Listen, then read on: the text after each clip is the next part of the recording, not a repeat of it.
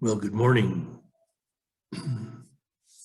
Today we approach the completion of our story of how, over a period of many years, I guided and groomed Louis to become the perfect portal for my expression as Sun King. And again, how this is accomplished is simply by eliminating the karmic burden, eliminating any egoic structure, that which would create interference patterns for the expression of the eternal, the unmanifested God, what I represent as Sun King. And so we start the talk today with this really very profound expression from A Course in Miracles that says, the holiest of all places is where an ancient hatred becomes a present love. Okay, and what this is really describing is the elimination of, again, this tribal and egoic misidentification. Okay, where there's a denial and projection of the sacred and the profane. There's a denial and projection of the wholeness of the being that one is, potentially destined to become. Okay, whole and holy, these words share a similar root, a similar meaning. To become whole, okay? Louis talks about in his teaching, Conscious Living, that the goal is to become whole, happy, and free, okay? So a big part of this wholeness or freedom is freedom from the past. And then again, this is that karmic return. Stuff will come up, the karma comes up to be seen so it can be eliminated.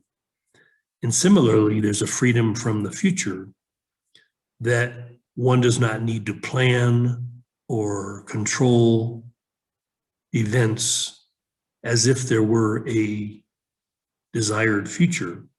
Elimination of the future, elimination of the past allows the being to enter this presence, without interference patterns, being fully present, that the portal might be open, clear, clean, unencumbered. Again, we've seen so much in our study of a variety of spiritual teachers, and how their remaining egoic tribal patterns affects the quality, the purity, the power of that which is channeled through them. Okay, I mean, every teacher is a potential channel or portal. So it depends where the teaching is coming from. I mean, a lot of teachers are teaching from their egoic structure, and this is all mental, all an indication of a teaching that is being controlled by the egoic structure is that this teaching is always about conflict, always about, this versus that, right versus wrong. So when we look at these elements of the one, okay, as it comes into the duality of the world, sacred and profane, masculine and feminine, these are not elements to be at war with each other, but elements to be integrated. Okay, to become whole in Louis' journey would mean to fully integrate the sacred and the profane, the divinity and humanity. And also specifically what we've seen recently, and this will be the completion piece, it has to do with completing the journey of the masculine and the feminine. Okay. Okay, so when there is a denial and projection, okay, of, say, the core hatred, this description, the line holiest to all places is where an ancient hatred becomes a present love. The ancient hatred was sort of the original sin, the original denial of one's wholeness, one's divinity, also denial of aspects of one's humanity.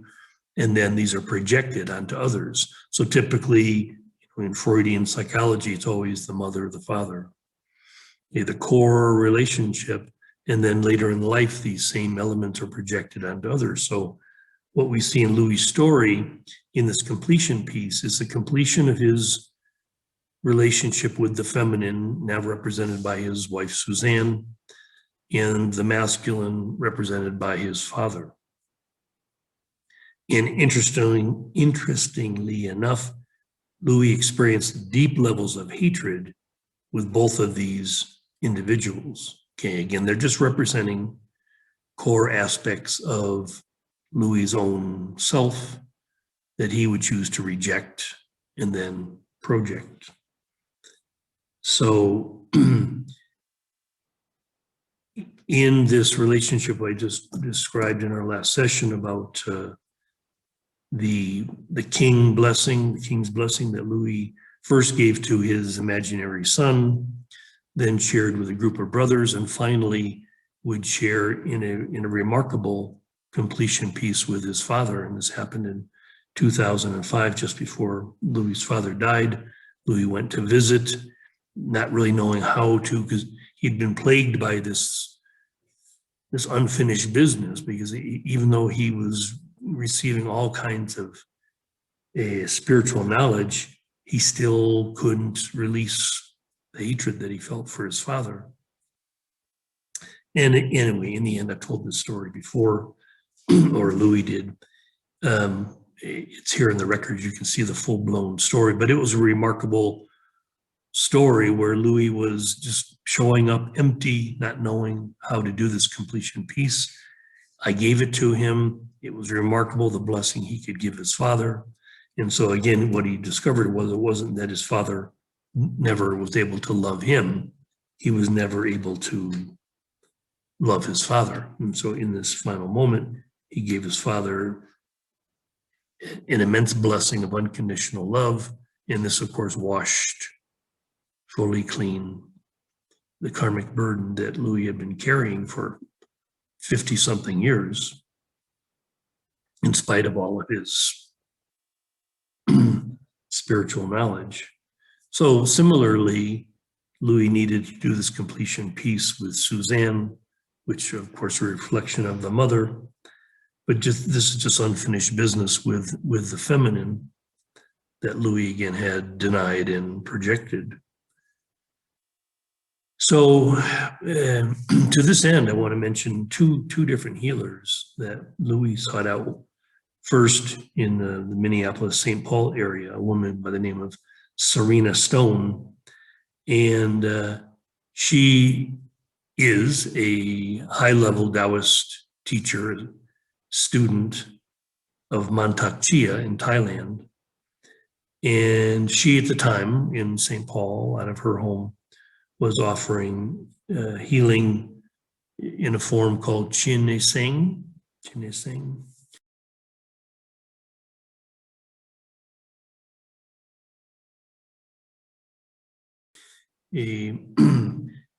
Deals with sort of like clearing the energy in the energy body, specifically in the belly, that is carried. And this again was Louis' dilemma that he had for years, especially in his marriage with Suzanne, experienced high-level problems in his core, his belly, acid reflux. So when he went to Serena to see about a period of healing with her, she knew right away that in order for Louis to heal, he would have to leave the marriage, which was aggravating the problem.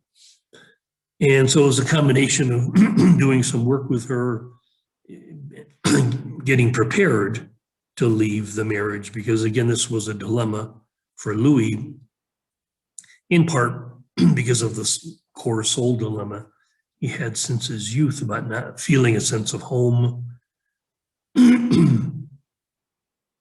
sense of safety in the home. And of course, this was all being reflected in his marriage. I mean, Louis had to separate inside the house from Suzanne because she would have these night terrors where she would just bolt upright in bed, screaming, shrieking from unhealed abuse from her childhood.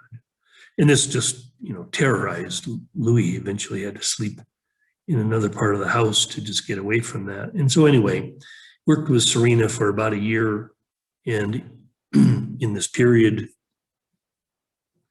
made the move out of the house, and eventually getting a divorce. And for Louis, it was so important that he received this freedom that he was willing just to walk away and give his ex-wife everything, which it was a substantial estate that they had built together. So the second part of this healing process was with Anya McAndrew, and I'll include a picture of both Serena and Anya. Anya is a very bright light who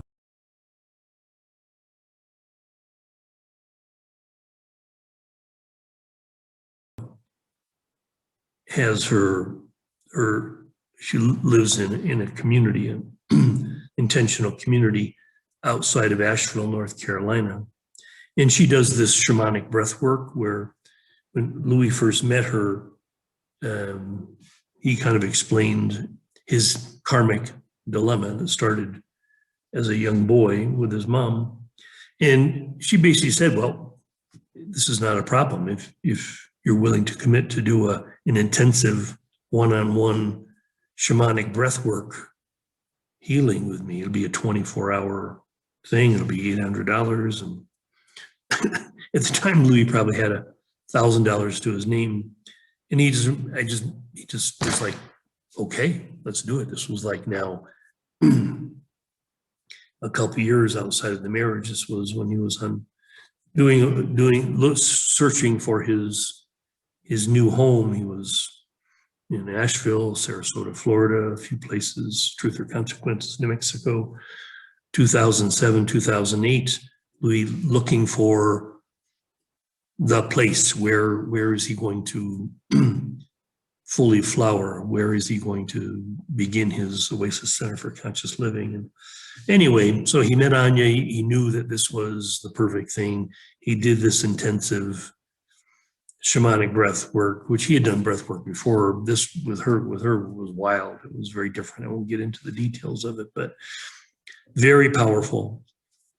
When they were finishing the session in the morning, it started in the afternoon, went through the night, and the next morning, Anya basically just declared, it's over. The whole karmic thing that you'd had with the feminine in this lifetime is over.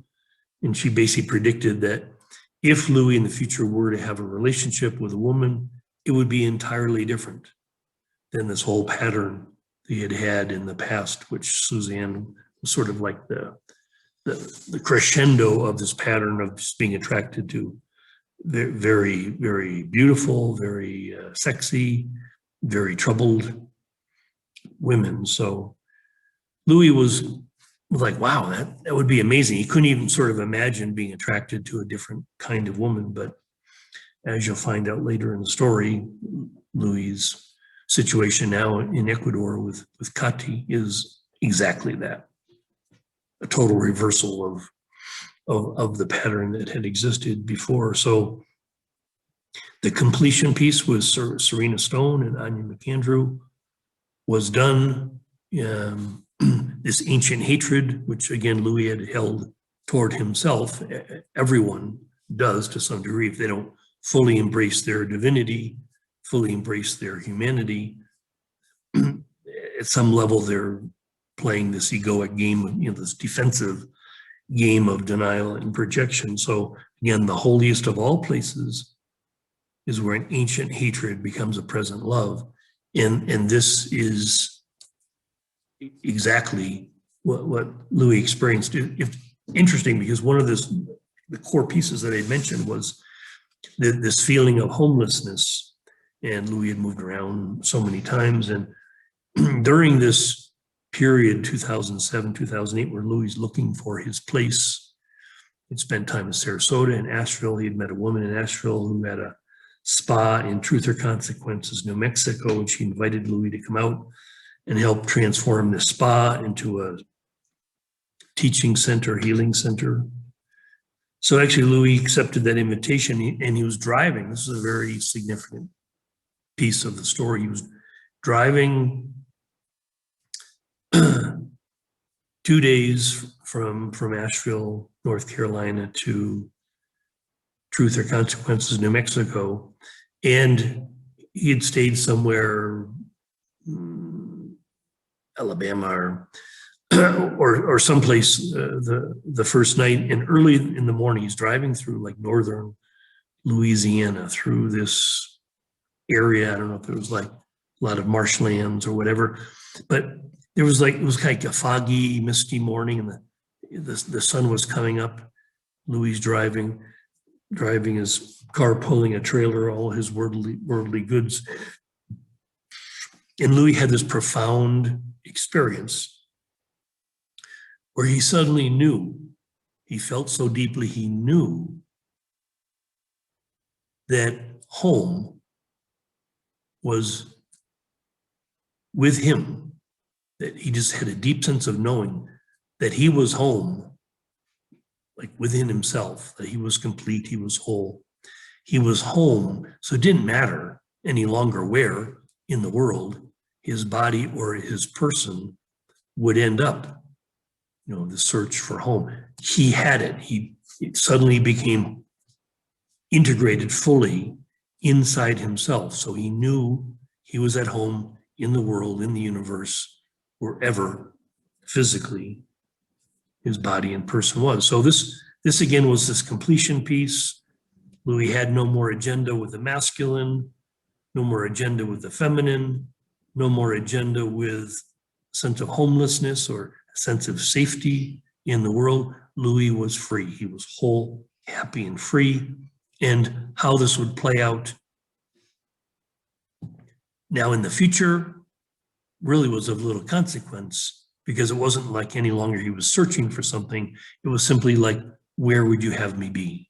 Simply asking the universe, where would you have me be? And it turns out, of course, it wasn't Truth or Consequences. It wasn't any place in the United States. It ended up being in Cuenca, Ecuador. We'll get to that final segment of the story next time. But today, the completion piece, gratitude to Serena Stone, Anya McAndrew, for their powerful shamanic presence, allowing Louis to be finished. Louis was basically finished. So now the body and the person of Louis was fully available to me. So the rest of the story would be easy. It would be a simple expression. Still in the time-space world, it would go through a few little details, but the details no longer mattered. Louis was ready. I had finished my job, 40-something years of guidance to get him to this point. That's the whole story.